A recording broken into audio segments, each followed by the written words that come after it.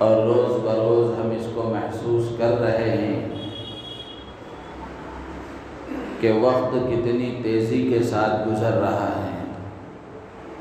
دنیا تیز رفتاری کے ساتھ اپنی انتہا کو پہنچ رہی ہے۔ ایسا محسوس ہوتا ہے کہ ابھی گزشتہ سال کا رمضان مکمل ہوا، اس کی عبادتوں سے ہم فارغ ہوئے، پھر چند ہی دنوں میں، چند ہی مہینوں میں پھر دوبارہ رمضان کے استقبال کی سعادت ہمیں حاصل ہو رہی ہے۔ تو یہ وقت کا تیزی سے گزرنا، یہ بھی اللہ کی طرف سے ایک تنبیہ ہے ہمارے لیے کہ ہم اپنے آپ کو اللہ کے حوالے کرنے کی کوشش کریں، اللہ کی طرف رجوع کریں، اور جس مقصد کے لیے اللہ پاک نے مجھے اور آپ کو، پورے انسانوں کو دنیا میں پیدا فرمایا ہے، اس مقصد میں کامیاب ہونے کی کوشش کریں، مقصد حیات میں اپنے آپ کو لگائیں۔ دو چیزیں ہیں، ایک ہے ضرورت اور ایک ہے مقصد۔ آج ہم سب کا حال یہ ہے کہ ہم ضرورتوں میں اتنے لگ گئے کہ مقصد سے غافل ہو گئے، جبکہ ہر عقل مند یہ بات اچھی طرح سمجھتا ہے کہ ضرورت کے درجے میں رہتی ہے، مقصد ہمیشہ پیش نظر ہوتا ہے۔ دنیا کے معاملات میں ہم اچھی طرح سمجھتے ہیں، لیکن دین کے سلسلے میں بے خبری، کوتاہی، غفلت اور کمزوری یہ ہم سب میں نظر آ رہی ہے۔ تو اس لیے یہ وقت کی تیز رفتاری اور تیزی کے ساتھ ایام کا گزرنا، مہینوں کا مکمل ہونا اور سالوں کا ختم ہونا، یہ سب ہمارے لیے عبرت ہے کہ ہم اس سے سبق حاصل کریں کہ دنیا اپنے اختتام کو پہنچ رہی ہے اور ہم روز بروز قبر سے قریب ہو رہے ہیں، روز بروز اپنی انتہا کو پہنچ رہے ہیں۔ تو اس لیے یہ تیز رفتاری سے ہمیں عبرت حاصل کرنا چاہیے، اور عبرت حاصل کر کے اللہ کی طرف رجوع کرنے کی کوشش کرنا چاہیے۔ تو میرے عزیز و دوستو بزرگو، شعبان کا مبارک مہینہ چل رہا ہے۔ اللہ تبارک و تعالیٰ کا ہم شکر ادا کریں کہ اللہ تبارک و تعالیٰ نے ہمیں اپنی زندگی میں ایک مرتبہ شب برات کا موقع عطا فرمایا۔ شب برات جیسی مقدس رات اللہ تعالیٰ نے ہمیں عطا فرمائی، اس پر ہم اللہ کا شکر ادا کریں، اور اس میں جتنی ہم سے عبادت ہو سکی، جس انداز سے ہو سکی، اللہ سے اس کی قبولیت کی بھیک مانگیں، اور آئندہ ایسے مبارک مواقع اللہ تعالی ہمیں عطا فرماتا رہے، اس کی ہم دعائیں مانگتے رہیں۔ اب کچھ ہی دنوں میں رمضان کا مبارک مہینہ بھی شروع ہو جائے گا۔ رمضان کا مبارک مہینہ اسلامی مہینوں میں ایک نمایاں مقام رکھتا ہے، ایک عظیم الشان مہینے کی حیثیت اس کو حاصل ہے، بلکہ یوں کہا جائے کہ یہ رمضان کا مبارک مہینہ اپنی رحمتوں، برکتوں اور سعادتوں کے اعتبار سے ایک بلند مقام رکھتا ہے، ایک بلند حیثیت اس کو حاصل ہے، اور یہ اللہ کا مہمان ہے جو ہمارے پاس آنے والا ہے۔ دنیا میں ہم دیکھتے ہیں جب کسی کے یہاں کوئی مہمان آنے والا ہوتا ہے تو اس کی تیاریاں ہوتی ہیں، جس انداز کا، جس سطح کا، جس حیثیت کا مہمان ہوتا ہے، اسی حیثیت سے تیاریاں بھی ہوتی ہیں، گھر کی صفائی بھی ہوتی ہے، اور گھر کو مزین کرنے کی، آراستہ کرنے کی، سنوارنے کی کوششیں کی جاتی ہیں، اور خود بھی اچھے کپڑے پہننے کی کوشش کرتے ہیں، چیزیں اچھی سے اچھی لائی جاتی ہیں، اور میزبانی اچھے سے اچھے انداز سے کی جاتی ہے، اور کرنا چاہیے، مہمان کا حق ہے۔ تو دنیا کا مہمان جب آتا ہے تو اس کے لیے اتنا جتن کیا جاتا ہے، اور اس کے لیے اتنی تیاریاں کی جاتی ہیں، اور اس کے لیے اتنے انتظامات کیے جاتے ہیں۔ تو رمضان یہ رب کا مہمان ہے جو ہمارے پاس آنے والا ہے، تو اس کے لیے ہمیں کتنی تیاری کرنی چاہیے، اس کے لیے ہمیں کس طرح تیاری کرنی چاہیے، یہ سوچنے کی بات ہے کہ یہ رب کا مہمان اپنی رحمتوں برکتوں کے ساتھ چند ہی دنوں میں ہم پر سایہ فگن ہونے والا ہے۔ رمضان سے پہلے، رمضان کے استقبال کے سلسلے میں، رمضان کی تیاری کیسے کی جائے، اس سلسلے میں کچھ باتیں عموماً عرض کی جاتی ہیں۔ ہر عالم دین اس سلسلے پر کچھ نہ کچھ کلام کرتا ہے، ہر خطیب اس سلسلے میں اپنا کچھ نہ کچھ خطبہ پیش کرتا ہے۔ یہ دراصل سنت ہے نبی پاک صلی اللہ تعالی علیہ وسلم کی کہ اللہ کے نبی علیہ السلام بھی رمضان کے آنے سے پہلے اپنے صحابہ کے سامنے اس کی اہمیت بیان کیا کرتے تھے، اور اس کی فضیلتوں کو بیان فرمایا کرتے تھے، رمضان کا تعارف کراتے تھے۔ کیوں کراتے تھے؟ اس لیے کراتے تھے تاکہ ہم سب رمضان سے صحیح طریقے سے فائدہ اٹھانے والے بنیں، رمضان کی فضیلتوں کا ہمیں علم ہو، رمضان کی اہمیت ہمارے دلوں میں بیٹھے، اور ہم اس کے لیے صحیح طریقے سے تیاری کریں، اور اپنے آپ کو اس کے برکتوں سے، اس کی نوازشوں سے، رحمتوں سے بہرور ہونے کی کوشش کریں۔ تو میرے عزیز و دوستو بزرگوں، اللہ کے نبی علیہ السلام نے رمضان کے مبارک مہینے کا تعارف بیان فرمایا، صحابہ کے سامنے رمضان کی اہمیت اور اس کی فضیلت اور اس کے تعارف کے سلسلے میں ایک لمبا خطبہ آپ نے ارشاد فرمایا، جس کے راوی حضرت سلمان فارسی رضی اللہ تعالیٰ عنہ ہے۔ حضرت سلمان فارسی رضی اللہ تعالیٰ عنہ نے بڑے اچھے انداز میں حضور اکرم صلی اللہ علیہ وسلم کے اس خطبے کو امت تک پہنچایا ہے۔ یہ ان کا احسان ہے امت پر کہ آپ نے رمضان کے سلسلے میں جو باتیں ارشاد فرمائی، انہوں نے اس کو محفوظ کر کے ہم تک پہنچایا ہے۔ تو اس لیے رمضان جب اتنا عظیم الشان ہے، اور رمضان جب اتنا فقید المثال ہے، اور رمضان جب اتنا اہمیت کا حامل ہے، تو ذہن میں یہ بات آتی ہے، اور ہر مسلمان کو سوچنا چاہیے کہ ہم رمضان کے لیے کیا تیاری کریں، رمضان کے لیے کیسے تیاری کریں، اور رمضان جو رب کا مہمان ہے اس کا کیسے استقبال کریں۔ اور یہ بھی یاد رکھنا چاہیے کہ یہ رمضان ایک اللہ کی رحمت کا اور مغفرت کا، برکت کا ایک میلہ اور ایک سیل ہے۔ جیسے دنیا میں ہم دیکھتے ہیں کہیں میلہ لگتا ہے، کہیں سیل لگتا ہے، تو دو فائدے اس سے ہوتے ہیں۔ ایک فائدہ یہ ہے کہ بغیر کسی مشقت کے، بغیر کسی لمبی کوشش اور محنت کے، جو چیز ہمیں مطلوب ہے، جو چیز ہمیں چاہیے، وہ آسانی کے ساتھ فراہم ہو جاتی ہے، وہ آسانی کے ساتھ مل جاتی ہے۔ اور دوسرا فائدہ یہ ہوتا ہے کہ سستی قیمت میں اور کم دام میں چیزیں مل جاتی ہیں۔ تو دنیا کے میلوں میں اور دنیا کے سیلوں میں جسمانی غذائیں اور جسم کی ضرورت کی چیزیں سستے دام پر، کم قیمت پر اور آسانی کے ساتھ مل جاتی ہیں۔ یہ رمضان اللہ کی طرف سے رحمت کا میلہ ہے،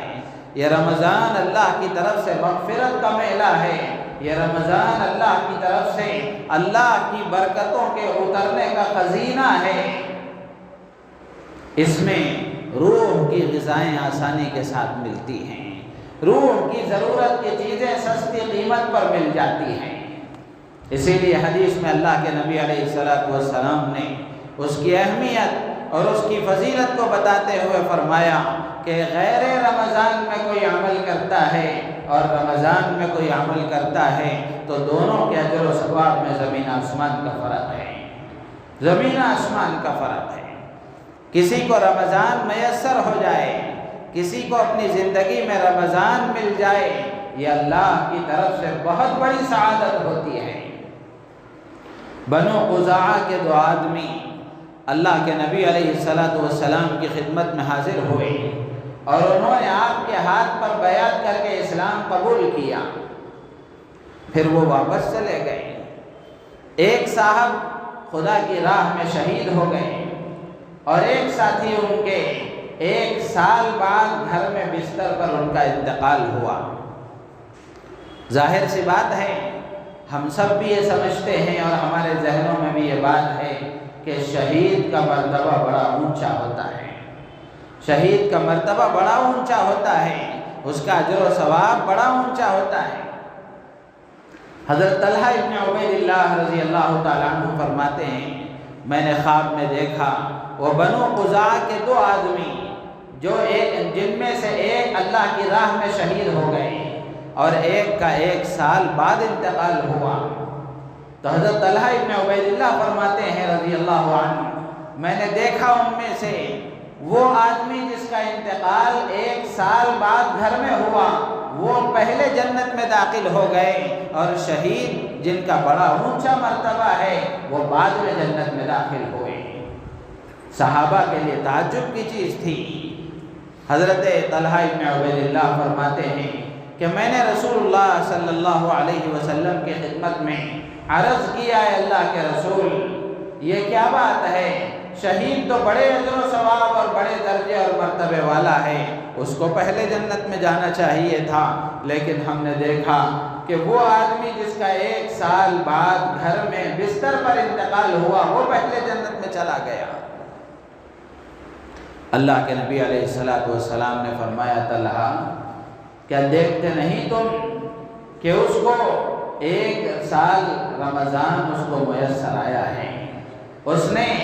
شہید کے بعد جو 1 سال زندگی گزاری ہے، رمضان کا مہینہ اس کو ملا ہے، رمضان کی عبادتیں اس کو میسر آئی ہیں، رمضان کے مہینے میں اس نے روزے رکھے ہیں اور اتنی 1000 رکعتیں اس نے نمازیں پڑھی ہیں۔ یا ایک روایت میں یوں ہے، اللہ کے نبی نے فرمایا کیا تم دیکھتے نہیں ہیں کہ 1 سال کی نمازیں اس کی زیادہ ہو گئیں؟ تو میرے عزیز و دوست و بزرگوں، اس سے اندازہ ہوتا ہے کہ رمضان کتنا عظیم الشان مہینہ ہے، رمضان کی عبادتوں کا مل جانا اللہ کی کتنی بڑی نعمت ہے۔ کتنے اللہ کے بندے ایسے تھے جو آج سے پہلے آج کے دن میں گزشتہ سال میں ہمارے ساتھ تھے، لیکن اب دنیا سے رخصت ہو گئے ہیں۔ اب رمضان کا مہینہ آنے والا ہے، ہم اللہ سے دعا کریں کہ اللہ تعالیٰ رمضان کا مہینہ عافیت کے ساتھ، صحت و سلامتی کے ساتھ، تندرستی کے ساتھ اور خیر کے کاموں کی توفیق کے ساتھ اللہ ہمیں عطا فرمائے۔ ورنہ میرے عزیز و دوست و بزرگوں، میں ہمیشہ یہ بات عرض کرتا ہوں، اللہ سے یہ مانگنا چاہیے کہ اللہ خیر کے کاموں کی توفیق کے ساتھ ہمیں یہ عبادتوں کے مواسم عطا فرما۔ ورنہ بہت سارے مسلمان ایسے ہیں جن کی زندگیوں میں رمضان آتا ہے اور چلا جاتا ہے، لیکن انہیں کوئی احساس نہیں ہوتا، ان کی زندگیوں میں کوئی تبدیلی نہیں آتی، ان کے رات و دن کے اعمال میں کوئی فرق نہیں آتا، ان کے جینے کے انداز میں کوئی تبدیلی نہیں ہوتی، رمضان اور غیر رمضان میں کچھ فرق محسوس نہیں ہوتا۔ اللہ ایسی بدنصیبی سے ہماری حفاظت فرمائے۔ تو اس لیے اللہ سے دعا کرنا چاہیے کہ اللہ رمضان کا مبارک مہینہ صحت کے ساتھ، عافیت کے ساتھ، تندرستی اور سلامتی کے ساتھ اور خیر کے کاموں کی توفیق کے ساتھ ہمیں عطا فرما۔ اللہ کے نبی علیہ السلام رجب کا چاند دیکھ کر دعائیں مانگا کرتے تھے، اور اللہ سے جب رجب کا چاند نظر آتا اللہ کے نبی کو رمضان یاد آتا اور آپ رجب ہی سے رمضان کی تیاری شروع فرما دیتے تھے۔ تو اس لیے میرے عزیز دوست بزرگوں، یہ رمضان کا مبارک مہینہ بڑا عظیم الشان مہینہ ہے۔ اس کی حقیقت کو، اس کی اہمیت کو، اس کی فضیلت کو، اس کی حیثیت اور اس کے مقام اور مرتبے کو ہم اپنے دل میں بٹھا کر اس سے فائدہ اٹھانے کی کوشش کریں۔ ایسا نہ ہو کہ رمضان آئے بھی چلا جائے بھی ہماری زندگی میں کوئی تبدیلی نہ آئے اور ہماری مغفرت نہ ہو، ہماری بخشش کا وہ ذریعہ نہ بنے، تو پھر ہم بہت ہی زیادہ محروم اور بہت ہی زیادہ بد نصیب ہو جائیں گے۔ اللہ تعالیٰ اسی بد نصیبی سے میری آپ کی پوری امت مسلمہ کی حفاظت فرمائے۔ اس لیے کہ رمضان کسی کی زندگی میں آیا اور رمضان کسی کو نصیب ہوا،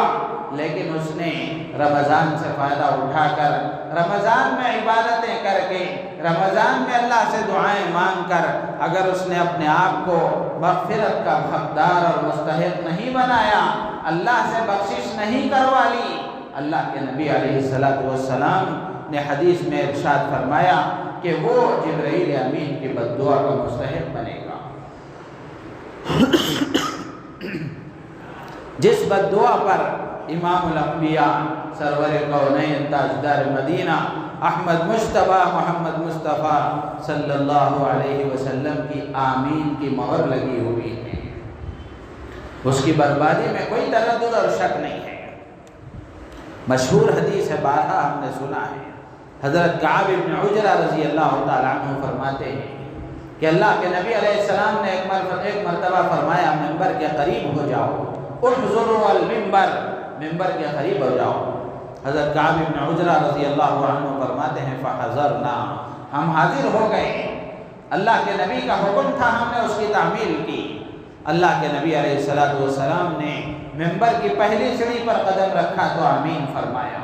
دوسری سیڑھی پر قدم رکھا تو آمین فرمایا، تیسری سیڑھی پر قدم رکھا تو آمین فرمایا، پھر آپ نیچے اتر آئے۔ صحابہ نے پوچھا اے اللہ کے رسول، اس سے پہلے بھی آپ ممبر پر چڑھے ہیں، اترے ہیں، لیکن آج ہم نے ایک نئی چیز دیکھی ہے، آج ہم نے ایک نیا عمل دیکھا ہے۔ آپ نے پہلی سیڑھی پر قدم رکھا تو آمین فرمایا، دوسری پر قدم رکھا تو آمین فرمایا، تیسری پر قدم رکھا تو آمین فرمایا، اس سے پہلے تو ہم نے آپ کا ایسا عمل نہیں دیکھا، اس میں کیا حکمت ہے اور آپ نے ایسا کیوں کیا؟ تو اللہ کے نبی علیہ السلام نے اس وقت میں ارشاد فرمایا کہ جبرائیل میرے پاس آئے تھے اور جبرائیل نے یہ کہا کہ ہلاک ہو جائے وہ شخص، برباد ہو جائے وہ شخص، اللہ کی رحمت سے دور ہو جائے وہ شخص جس کی زندگی میں اس کو رمضان میسر آئے اور وہ اپنے آپ کی مغفرت اور بخشش نہ کرا لے تو وہ برباد ہو جائے، ہلاک ہو جائے۔ جبرائیل نے بد دعا کی، اللہ کے نبی علیہ السلام نے اس پر آمین فرمائی۔ تو اس لیے میرے عزیز دوست بزرگوں، رمضان کی اہمیت کو سمجھنا ہے اور اس کے لیے ابھی سے اپنے آپ کو تیار کرنا ہے، اس کے لیے ابھی سے اپنے آپ کو تیار کرنا ہے۔ تو تیاری کیسے کی جائے، اس سلسلے میں کچھ باتیں آپ کے سامنے اس وقت عرض کی جائیں گی۔ اللہ کرے کہ ہم ان باتوں کو اپنے دل کے کانوں سے سن کر عمل کی شکل میں، اب اگر اپنے شیڈول میں اور اپنے نظام میں اگر اپنے عمل میں ہم اس کو لائیں گے تو انشاءاللہ العزیز یہ رمضان ہمارے لیے نجات کا ذریعہ بنے گا، مغفرت کا ذریعہ بنے گا، اللہ کی رحمت کے حاصل کرنے کا ذریعہ بنے گا۔ تو ہمیں رمضان کا استقبال کیوں کرنا چاہیے، اتنی بات تو اتنی تفصیل سے آپ کو سمجھ میں آ گئی کہ رمضان کا استقبال کیوں کرنا چاہیے، رمضان کے لیے تیاری کیوں کرنی چاہیے۔ اس تفصیل سے تو آپ کو اندازہ ہو گیا ہوگا کہ رمضان کا استقبال کیوں کیا جائے۔ اب دوسرا سوال ہے کہ رمضان کا استقبال کیسے کیا جائے، رمضان کی تیاری کیسے کی جائے۔ تو علماء نے لکھا ہے کہ سب سے پہلا کام ہر مسلمان یہ کرے کہ بیٹھ کر سال بھر کا محاسبہ کرے، گزشتہ رمضان سے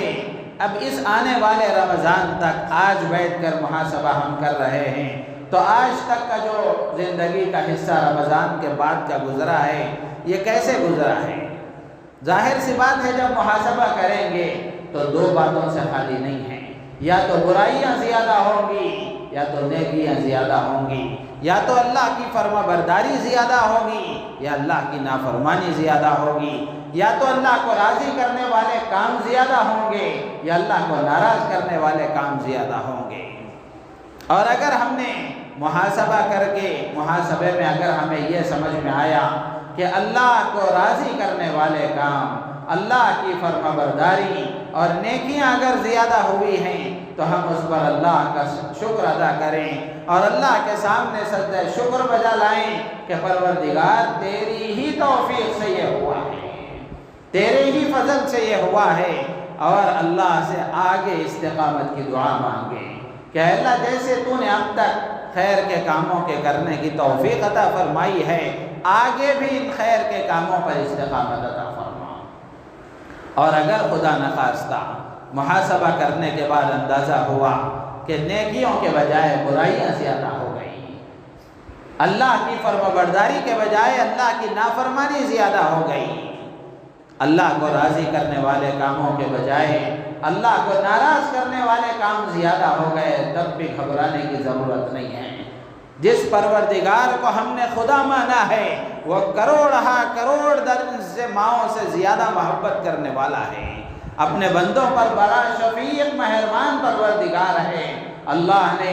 ایسے ہی گنہگار بندوں سے خطاب کر کے اپنے نبی کی زبانی کہلوایا ہے، قُلْ يَا عِبَادِيَ الَّذِينَ أَسْرَفُوا عَلَىٰ أَنفُسِهِمْ لَا تَقْنَطُوا مِن رَحْمَةِ اللَّهِ۔ اللہ نے گنہگار بندوں سے ہی خطاب کر کے فرمایا، اے میرے وہ بندو جنہوں نے اپنے آپ پر ظلم کیا ہے میری نافرمانی کر کے، جنہوں نے مجھے ناراض کرنے والے کام زیادہ کیے ہیں، جنہوں نے میری نافرمانیاں زیادہ کی ہیں، لیکن اب بھی میری رحمت سے مایوس نہ ہو جاؤ۔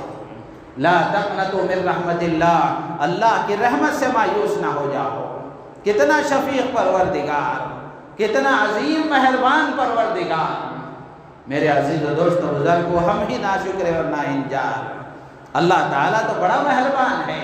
قرآن میں اللہ نے فرمایا، اللہ لطیف بعبادہ یرزق من یشاء، اللہ اپنے بندوں پر بڑا مہربان ہے۔ واللہ رؤوف بالعباد، اللہ نے مبالغے کا صیغہ ارشاد فرمایا کہ اللہ اپنے بندوں کے ساتھ بہت مہربانی کا معاملہ کرنے والا ہے۔ بندہ تھوڑا اللہ کی طرف متوجہ ہوتا ہے، اپنے گناہوں کی معافی کی بھیک مانگتا ہے اور ندامت اور شرمندگی کے ساتھ ایک آنسو بہاتا ہے، اس کی زندگی کے سارے گناہ اللہ تعالیٰ مٹا دیتے ہیں۔ اتنا شفیق پروردگار جس کو ہم نے خدا مانا ہے۔ اگر محاسبہ کرنے کے بعد اندازہ ہوا کہ زندگی اللہ کی نافرمانی میں گزر گئی، گزرا ہوا سال اللہ کو ناراض کرنے والے کاموں میں گزر گیا، تو مایوسی ہماری شریعت میں نہیں ہے۔ مایوس ہونا یہ مسلمان کا کام نہیں ہے۔ مسلمان مایوس نہیں ہو سکتا، جو اللہ کو نہیں مانتا، جو اللہ کو تسلیم نہیں کرتا وہ مایوس ہو تو مایوس ہو۔ ہم اس پروردگار کو مانتے ہیں جس کو ماننے کے بعد مایوسی کا کوئی سوال نہیں پیدا ہوتا۔ قرآن میں اللہ نے فرمایا، إِنَّهُ لَا يَيْأَسُ مِن رَّوْحِ اللَّهِ إِلَّا الْقَوْمُ الْكَافِرُونَ۔ اللہ فرماتے ہیں اللہ کی رحمت سے مایوس تو وہی ہوتا ہے جو اللہ کو نہیں مانتا۔ جو اللہ کو نہیں مانتا وہی مایوس ہوتا ہے، ورنہ جو اللہ کو مانتا ہے اس کے لیے مایوسی کا کوئی مطلب ہی نہیں ہے۔ ساری زندگی گناہوں میں گزر گئی، ساری زندگی خطاؤں میں گزر گئی، ساری زندگی اللہ کی نافرمانی میں گزر گئی۔ ایسا نافرمان بندہ بھی اللہ کے سامنے شرمندگی کے ساتھ ایک آنسو بہاتا ہے، اللہ تعالیٰ اس کی زندگی کے سارے گناہ معاف فرما دیتے ہیں۔ تو اب مایوس ہونے کا کیا موقع ہے؟ اللہ کی رحمت سے مایوس ہونے کا کوئی موقع نہیں ہے۔ تو میرے عزیز و دوست و بزرگوں، اگر محاسبہ کرنے کے بعد اندازہ ہوا کہ زندگی خدا کی نافرمانی میں گزر گئی، تو فوراً خشوع اور خضوع کے ساتھ 2 رکعت صلاۃ التوبہ پڑھ کے اللہ تبارک و تعالیٰ کے سامنے عاجزی اور انکساری کے ساتھ، ندامت اور شرمندگی کے جذبات کے ساتھ کہ اے اللہ تیری کتنی نعمتیں روزانہ بارش کے قطروں سے زیادہ مجھ پر برستی رہی، میں تیری نافرمانی کرتا رہا لیکن تو نے مجھے کھلے عام کبھی بدنام نہیں کیا، ذلت کے غار میں تو نے مجھے نہیں پھینکا بلکہ تو نے عزت عطا فرمائی، اور تو نے کبھی مجھے بھوکا نہیں رکھا، تو نے 3 وقت مجھے کھانا کھلایا، اچھے سے اچھے کھانے تو نے کھلائے، اچھے سے اچھے کپڑے تو نے پہنائے، باوجود یہ کہ میں تیری نافرمانی کرتا رہا۔ شرمندگی کے جذبات کے ساتھ اللہ کے سامنے سوال کرتا ہے، پروردگار اب میں احساس کے ساتھ تیرے سامنے معافی کی بھیک مانگتا ہوں، آج تو مجھے معاف فرما دے۔ اللہ تبارک و تعالی اسی لمحے اس کے گناہوں کو معاف فرما دیتے ہیں۔ شرط یہ ہے کہ بندہ یقین سے مانگے، شرط یہ ہے کہ بندہ یقین سے مانگے۔ آدمی سوچتا ہے، بہت سارے لوگوں کو ہم دیکھتے ہیں زندگی کا ایک بڑا حصہ گزر گیا، عمر کا ایک لمبا حصہ گزر گیا، اب ان سے کہا جائے کہ نماز کے پابند بن جاؤ، اللہ کے حکم کے پابند بن جاؤ، تو میرے عزیز و دوست بزرگوں، زبان سے ایسے کفریہ جملے جیسے میں نے عرض کیا، مایوسی کا کوئی مطلب نہیں ہے اللہ کو ماننے والے کے پاس۔ اب لوگ کہتے ہیں کہ اب میں نماز پڑھ کے کیا کروں گا، زندگی کا بڑا حصہ خدا کی نافرمانی میں گزر گیا۔ میرے عزیز دوست بزرگوں، زندگی کا 1 سیکنڈ اگر باقی ہے، 1 سیکنڈ کے بعد موت آنی ہے، اس 1 سیکنڈ میں بندہ اللہ سے معافی مانگ لیتا ہے، اس کے 60-70 سال کے گناہ اللہ معاف فرما دیتے ہیں۔ تو اس لیے اللہ کی طرف رجوع کرنے کی ضرورت ہے، اللہ کی طرف متوجہ ہونے کی ضرورت ہے۔ اللہ بڑا مہربان ہے، کیسے کیسے گنہگاروں کو اللہ نے معاف کر دیا، تاریخ کی کتابوں میں لکھا ہوا ہے، کتنے بے شمار واقعات ہیں۔ تو اس لیے توبہ کا دروازہ ہر وقت کھلا ہے، توبہ کا دروازہ ہر وقت کھلا ہے۔ تو اس لیے محاسبہ کرنے کے بعد اگر اندازہ ہوا کہ اللہ کی نافرمانیاں زیادہ ہو گئی، گناہوں میں زندگی گزر گئی، نمازوں کا اہتمام نہیں ہوا، قرآن کی تلاوت کا اہتمام نہیں ہوا، اللہ کے ذکر کا اہتمام نہیں ہوا، اور اللہ کے حکموں کی پابندی نہیں ہوئی، کوئی بات نہیں ہے، اللہ تبارک و تعالی معاف فرمانے والے ہیں۔ آج ہم ارادہ کر لیں، آج عزم مصمم کر لیں کہ اللہ کی نافرمانی نہیں کرنی ہے۔ رمضان آنے والا ہے، اب اس رمضان کے آنے سے پہلے اپنے آپ کو تیار کرنا ہے، اور اپنے آپ کو رمضان کی فضیلتوں کا مستحق بنانے کے لیے اور رمضان میں عبادتوں کے لیے اپنے آپ کو تیار کرنے کے لیے گزشتہ کے گناہوں سے معافی کی بھیک مانگنے کے ساتھ ساتھ آگے کی توفیق کے ساتھ بندہ آگے بڑھتا ہے، اللہ تبارک و تعالی گزشتہ گناہوں کو بھی معاف فرما دیتے ہیں اور آگے خیر کے کاموں کی توفیق بھی عطا فرما دیتے ہیں۔ تو میرے عزیز و دوست بزرگوں، ایک کام یہ کرنا ہے، دوسرا کام یہ کرنا ہے، رمضان کی جو فضیلتیں ہیں، رمضان کی فضیلت اور اس کی اہمیت کے سلسلے میں اللہ نے قرآن پاک میں جو آیات نازل کی ہیں اور احادیث میں نبی رحمت صلی اللہ تعالی علیہ وسلم نے جو باتیں ارشاد فرمائی ہیں، تو جو آیتیں ہیں، جو حدیثیں ہیں اور اس کی تشریحات ہیں، ان فضیلتوں کا ہمیں مطالعہ کرنا چاہیے، ان فضیلتوں کی تعلیم کرنی چاہیے، ان فضیلتوں کو معلوم کرنا چاہیے۔ تو میرے عزیز و دوست بزرگوں، اس لیے میں اس وقت یہ بات عرض کروں گا، انفرادی طور پر تنہا بھی اور اپنے گھروں میں گھر میں سب کو لے کر کے، چھوٹے بچے ہوں، بڑے ہوں، مرد ہوں، عورتیں ہوں، پردے کے اہتمام کے ساتھ سب پورے کے پورے ایک وقت میں گھر میں جمع ہو کر فضائل رمضان، حضرت شیخ الحدیث مولانا زکریا صاحب کاندھلوی رحمۃ اللہ علیہ کی کتاب ہے، فضائل اعمال کا ایک رسالہ ہے، وہ بھی اس کتاب کو آپ پڑھیں، اس کتاب کو آپ پڑھیں۔ اس میں حضرت نے اللہ کی محبت میں، اللہ کے نبی علیہ السلام کی محبت میں ڈوب کر کیسے بہترین انداز میں قرآن کی آیتیں اور اس کی وضاحتیں اور اللہ کے نبی کے فرمودات، احادیث اور اس کی تشریحات لکھی ہیں۔ رمضان کے آنے سے پہلے جو یہ 10-12 دن باقی رہ گئے ہیں، ان دنوں میں ہم اس کو باقاعدہ تعلیم کر کے، گھروں میں پڑھ کر کے سب کو معلوم ہو کہ کس عمل پر کیا ثواب ملے گا، روزہ رکھیں گے کیا ثواب ملے گا، سحری کریں گے کیا ثواب ملے گا، افطار کریں گے کیا ثواب ملے گا، سحری کے وقت کی کیا اہمیت ہے، افطار کے وقت کی کیا اہمیت ہے، روزے پر اللہ کیا عطا فرمائیں گے، تراویح پر اللہ کیا عطا فرمائیں گے، رمضان میں عبادت کرنے پر اللہ کیا عطا فرمائیں گے، اور رمضان کا اللہ کے نبی نے کیسا تعارف کرایا ہے، وہ ساری باتیں اس میں لکھی ہوئی ہیں۔ تو اس لیے آج اس بات کا عزم کر لیں، ابھی سے کوشش کریں، جن کے گھروں میں یہ کتاب موجود ہے وہ کتاب لے کر پڑھنا شروع کریں، سب گھر میں موجود ہو، گھر کا ہر فرد موجود ہو، اور اگر کسی کے پاس نہیں ہے تو آج ہی اس کو خرید کر کے ایسا وقت متعین کریں جس وقت میں گھر کے سارے افراد ہوں، گھر کے سارے افراد ہوں، چھوٹے بچوں کو بھی لے کر بیٹھیں۔ آپ سوچیں گے یہ چھوٹے بچوں پر ان کو لے کر بیٹھنے کا کیا فائدہ ہے، یہ آج کے چھوٹے ہیں کل کے بڑے ہیں، آج یہ آپ کے ساتھ بیٹھیں گے۔ جیسے مثال کے طور پر آپ نے دیکھا ہوگا گھر میں ماں ہے، ماں نماز پڑھتی ہے، بچے کو نماز کا کوئی پتہ نہیں ہے، لیکن ماں ہاتھ باندھ کر کھڑی ہوئی ہے، بچہ بھی کھڑا رہے گا، ماں رکوع میں جاتی ہے، بچہ بھی رکوع میں جائے گا، ماں سجدے میں جاتی ہے، بچہ بھی سجدے میں جائے گا۔ ماں باپ کے ویڈیو اور آڈیو ریکارڈر ہوتے ہیں بچے، جو ماں باپ کرتے ہیں وہ بچے کرتے ہیں۔ تو اس لیے گھر میں ہم جیسا ماحول بنائیں گے ویسا ماحول یہ بچے بھی دیکھ کر اس کو فالو کریں گے اور اس کی نقل اتارنے کی کوشش کریں گے۔ تو اس لیے یہ دوسرا کام کرنا ہے، اور جیسے میں نے عرض کیا کہ اپنے آپ کو تبدیل کرنے کا ارادہ کرنا ہے، یہ تیسرا کام ہے، اپنے آپ کو تبدیل کرنے کا اور اپنے آپ کو بدلنے کا، اپنی زندگی میں تبدیلی لانے کا عزم و ارادہ کرنا ہے۔ اگلی جمعہ اور تفصیل کے ساتھ عرض کیا جائے گا، چونکہ وقت ہو گیا۔ آخر میں دو باتیں آپ کے سامنے عرض کر کے میں اپنی بات ختم کروں گا۔ حضرات صحابہ کرام رضوان اللہ تعالی علیہم اجمعین رمضان کا کیسے استقبال کیا کرتے تھے، رمضان سے پہلے کیا تیاریاں کرتے تھے۔ حضرت عبداللہ ابن مسعود رضی اللہ تعالیٰ عنہ بہت بڑے درجے کے صحابی ہیں۔ حضرت عبداللہ ابن مسعود رضی اللہ تعالیٰ عنہ سے پوچھا گیا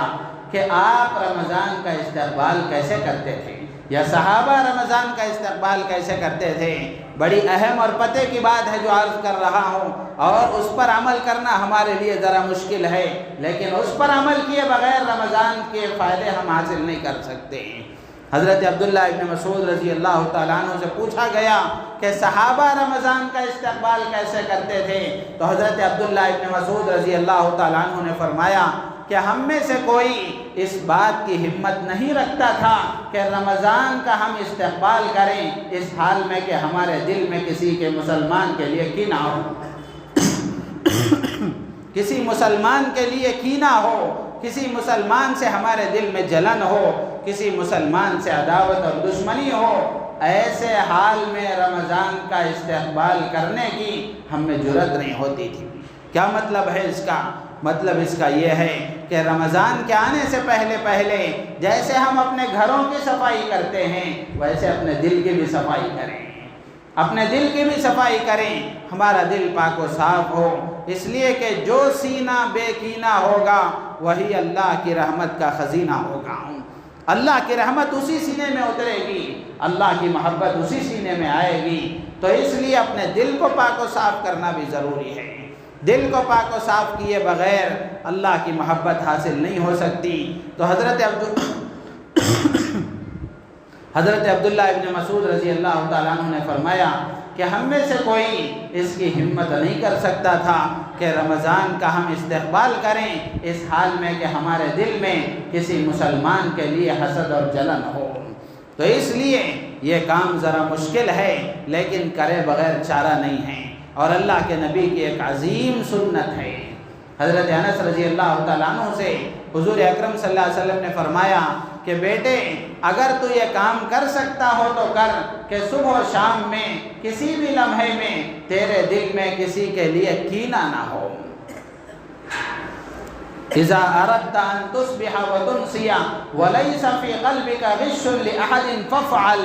اللہ کے نبی نے فرمایا کہ بیٹے تو اس حال میں صبح اور شام کرنے کا اگر ارادہ رکھتا ہو، یعنی تیرے بس میں یہ کام ہو، اگر تو کر سکتا ہو تو یہ کر کہ تیرے دل میں کسی کے لیے برائی نہ ہو، کسی کے برا سوچنے کا مزاج نہ ہو اور کسی کے لیے کینہ نہ ہو۔ پھر آگے اللہ کے نبی نے فرمایا وَذَلِكَ مِن سُنَّتِي، یہ میری سنت ہے، یہ میری سنت ہے۔ کھانے پینے کی سنتیں تو ہم نے سنی ہیں، سونے جاگنے کی سنتیں تو ہم نے سنی ہیں، مسجد میں داخل ہونے باہر نکلنے کی بھی سنتیں سنی ہیں، لیکن اللہ کے نبی نے فرمایا یہ بھی میری سنت ہے۔ دل کا پاک و صاف ہونا یہ بھی اللہ کے نبی کی سنت ہے۔ اس سنت کا ذکر کرنے کے بعد اللہ کے نبی نے فرمایا من احب سنتی فقد احبنی ومن احبنی کان معی فی الجنہ، جس کو میرا طریقہ پسند ہے وہ مجھ سے محبت کرنے والا ہے، اور جو میرے طریقوں کو پسند کرنے والا ہے، میرے طریقوں پر عمل کرنے والا ہے، وہ جنت میں میرے ساتھ رہے گا۔ تو اس لیے میرے عزیز و دوست بزرگوں، رمضان کے آنے سے پہلے جیسے ہم اپنے گھروں کی پاکی صفائی کرتے ہیں، اپنے دلوں کی بھی پاکی صفائی کریں۔ اسی طرح عرب کے ایک بڑے عالم گزرے ہیں شیخ شنقیطی رحمۃ اللہ علیہ، ان سے پوچھا گیا کہ رمضان کا ہم کیسے استقبال کریں، اور رمضان کا یہ مہینہ آنے والا ہے تو اس سلسلے میں آپ ہمیں کیا نصیحت کریں گے؟ تو انہوں نے فرمایا کہ میں صرف اتنی بات کہوں گا کہ رمضان کے آنے سے پہلے استغفار کی کثرت کرو، استغفار کی کثرت کرو، اللہ سے گناہوں کی معافی مانگو۔ بڑا اہم جملہ فرمایا، اس لیے کہ گناہوں کی کثرت ہی آدمی کو خیر کے کاموں کی توفیق سے محروم کر دیتی ہے۔ گناہوں کی کثرت ہی آدمی کو خیر کے کاموں کی توفیق سے محروم کر دیتی ہے۔ اللہ تبارک و تعالی ہم سب کو ان باتوں پر عمل کی توفیق عطا فرمائے، ہماری نیتوں میں اخلاص پیدا فرمائے۔ آنے والے اس رمضان کو اللہ تعالی ہمارے حق میں، پوری امت کے حق میں خیر کا، عافیت کا، نجات کا، سہولت کا، یسر کا معاملہ فرمائے اور اس کا ذریعہ بنائے۔ آمین۔ وآخر دعوانا الحمدللہ رب العالمین۔